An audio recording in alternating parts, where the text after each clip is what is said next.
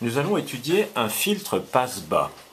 Je vais envoyer un signal à travers ces deux fils qui comprend une fréquence élevée et une fréquence basse.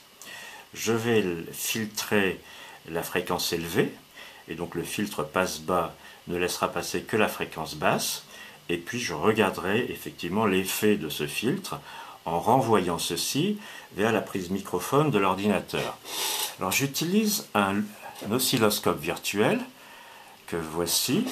Ici j'utilise la fonction Signal Generator, c'est-à-dire je fabrique deux signaux, un signal à 220 Hz et un autre signal à 3520 Hz. J'ai pris ces deux valeurs parce que ça c'est un La grave et ça il se trouve que c'est aussi un La très aigu. J'aurais pu prendre n'importe quoi beaucoup plus faible. Et alors quand on regarde ces deux signaux, voici ce que ça donne. Donc on voit la petite fréquence qui a le grand dessin qui est à 220 Hz, sur laquelle est superposée une fréquence beaucoup plus élevée qui est la 3520 Hz. Alors cet oscilloscope virtuel, je me suis fourni auprès de Christian Zeitnitz, dont l'adresse est www.zeitnitz, écrit comme ceci, .eu/scope_en.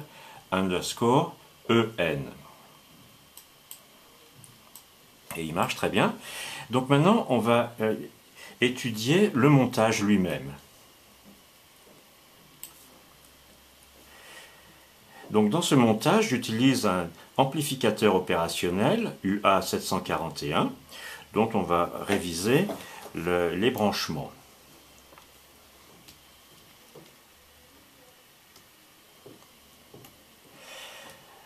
Alors il est monté de manière qu'on appelle inverting. Voici la représentation schématique de cette op-amp. Il y a l'entrée dite inverseuse qui porte un signe moins qui est la patte 2, l'entrée non inverseuse qui porte un signe plus qui est la patte numéro 3, et puis il y a la sortie, la output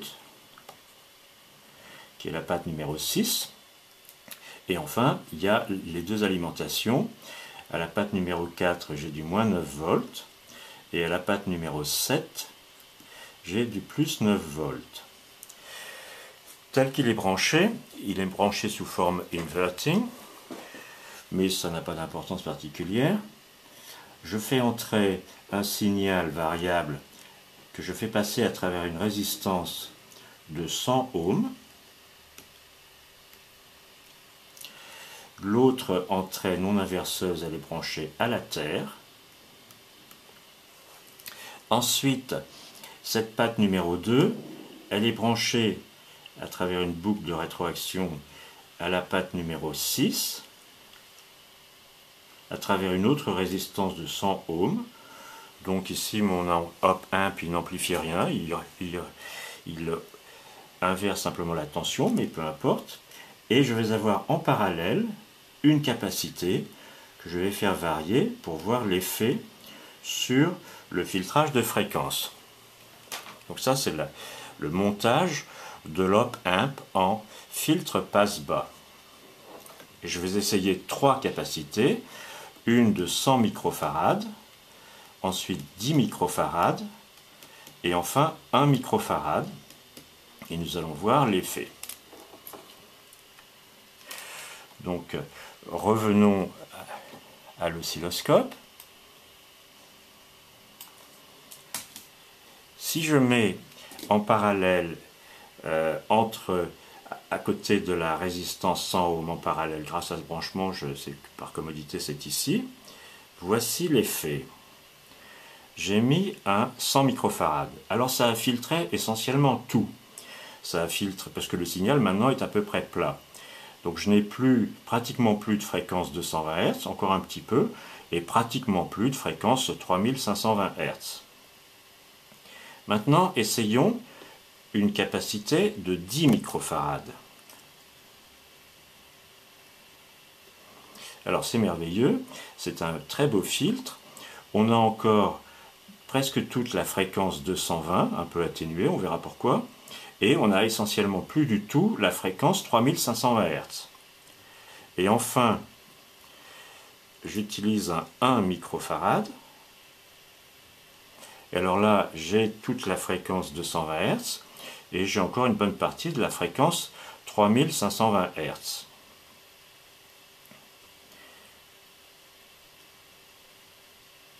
Alors maintenant, étudions un peu les mathématiques de la chose, c'est d'ailleurs très simple.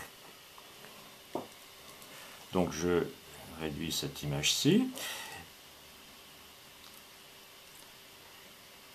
Et j'ouvre une nouvelle image pour écrire. Alors, un filtre passe-bas, ça fonctionne de la manière suivante.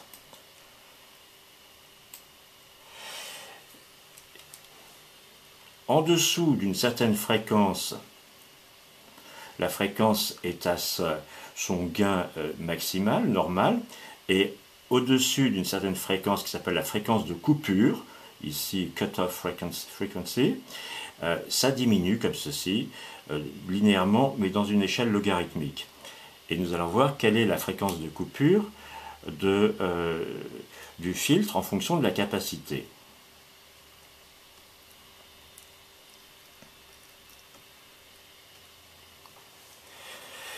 Alors la formule pour un filtre passe-bas,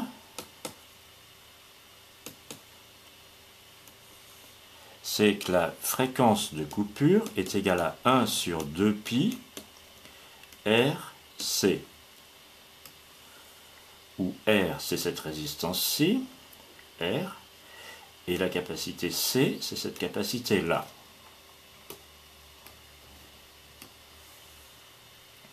Alors, dressons un tableau avec les différentes valeurs de la capacité que je vais mettre. Bon, la résistance, elle ne change jamais, c'est 100 ohms. Je pourrais la changer, mais je ne la change pas. La capacité en microfarad, j'ai un 100 microfarad, un 10 microfarad et un 1 microfarad. Et dans ce cas-là, la fréquence de coupure, c'est facile de calculer, c'est en Hertz. Et bien pour, par exemple, 1 microfarad, c'est 1 sur 2pi, 1 divisé par 6,28, divisé par 100, et puis divisé encore par 1 millionième, c'est-à-dire remultiplié par 1 million. Bon, c'est facile de calculer, que ça fait, prenez votre calculette, 1592 Hertz. Et puis ici, j'ai 10 microfarads, ben, c'est 10 fois moins, donc c'est 159 Hertz. Et si c'est 100 microfarads, c'est encore 10 fois moins, donc c'est à peu près 16 Hertz. Et de fait, voyons à nouveau l'effet. Donc je remets mon oscilloscope. J'ai perdu ma souris, la voici, voilà. Alors si je mets le 100 microfarads, qu'est-ce qui se passe? Voilà, j'ai essentiellement tout perdu. Pourquoi? Parce que à 100 microfarads, la fréquence de coupure, c'est 16 Hz. Donc dès qu'on dépasse 16 Hz, ça commence à faire diminuer la force du signal, qu'il soit en 220 Hz ou bien en 3520 Hz. Voici pourquoi on a cette courbe qui est essentiellement plate. Maintenant, si je mets un 10 microfarads,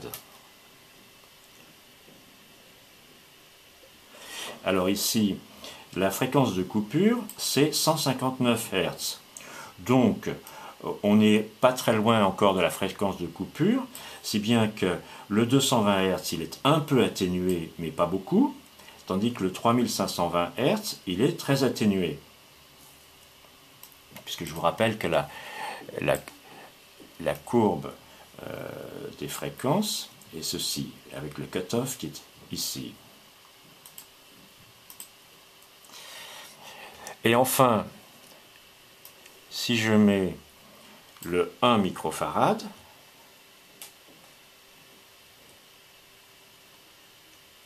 voici. Alors la fréquence de coupure, dans ce cas-là, on l'a vu, c'est 1592 Hz.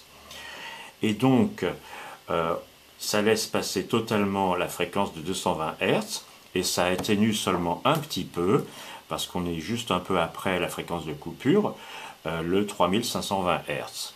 Et donc pour ce montage-ci, le bon filtre, si on veut vraiment séparer clairement la 220 Hz, la conserver et puis éliminer l'autre, c'est par exemple 10 microfarads en vertu de la formule que je viens de vous montrer et que j'ai aussi écrite ici. Voilà ce que c'est qu'un filtre passe-bas, et nous regarderons dans une autre vidéo un filtre passe-haut.